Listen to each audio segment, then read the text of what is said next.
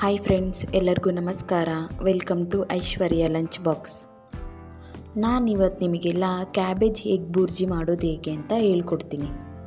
ಈ ರೆಸಿಪಿನ ಚಪಾತಿಗೆ, ಪರೋಟಾಗೆ ಇಲ್ಲಾಂದರೆ ಸೈಡ್ ಡಿಶ್ಶಾಗಿ ಕೂಡ ಮಾಡ್ಕೋಬೋದು. ಸ್ಪೈಸಿಯಾಗಿ ತಿನ್ನೋದು ತುಂಬಾ ಚೆನ್ನಾಗಿರುತ್ತೆ. ಹಾಗಿದ್ದರೆ ಈ ಎಲೆಕೋಸಿನ ಎಗ್ ಬುರ್ಜಿ ಮಾಡೋದಕ್ಕೆ ಏನೆಲ್ಲ ಇಂಗ್ರೀಡಿಯೆಂಟ್ ಬೇಕು ಅಂತ ನೋಡ್ತಾ ಹೋಗೋಣ.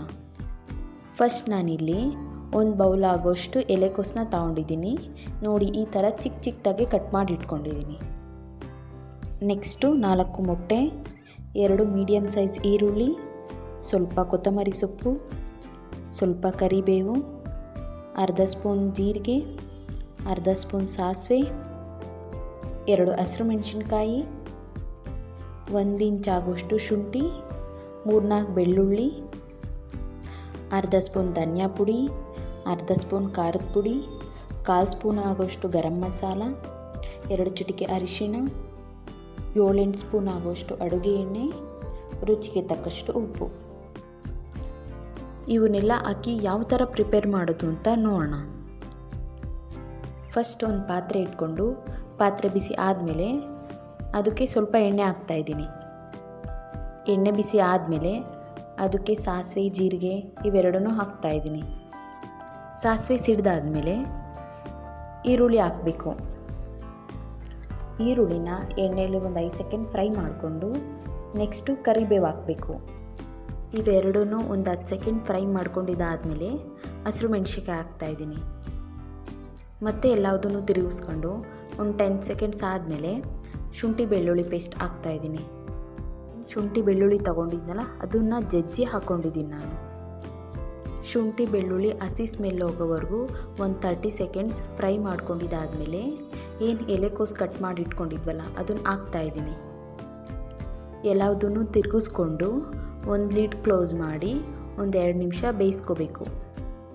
2 ನಿಮಿಷ ಆದಮೇಲೆ ಲಿಡ್ ಓಪನ್ ಮಾಡಿ ತಿರುಗಿಸ್ಕೊಂಡು ಇವಾಗ ರುಚಿಗೆ ತಕ್ಕಷ್ಟು ಉಪ್ಪು ಆ್ಯಡ್ ಮಾಡಿ ಇದು ಇನ್ನೂ ಒಂದು ಸ್ವಲ್ಪ ಬೇಯಬೇಕು. ಹಾಗಾಗಿ ಮತ್ತೆ ಬೇಯಿಸ್ಕೊತೀನಿ ಒಂದು 2 ನಿಮಿಷ.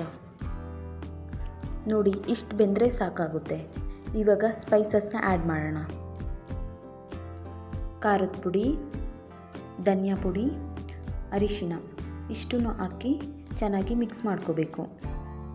ಒಂದು 10 ಸೆಕೆಂಡ್ಸ್ ಆದಮೇಲೆ ಏನು ಮೊಟ್ಟೆ ತೊಗೊಂಡಿದ್ವಲ್ಲ 4 ಅವನ್ನ ಒಡೆದಾಕೊತಾ ಇದ್ದೀನಿ ನಾನು. 4 ಒಡೆದಾಕಿದ್ದೀನಿ. ಬಟ್ ಇದನ್ನು ಈಗಲೇ ತಿರುಗಿಸೋದು ಬೇಡ. ಲಿಡ್ ಕ್ಲೋಸ್ ಮಾಡಿ ಒಂದು 30 ಸೆಕೆಂಡ್ಸ್ ಮೀಡಿಯಮ್ ಫ್ಲೇಮಲ್ಲೇ ಬೇಯಿಸ್ಕೊತೀನಿ.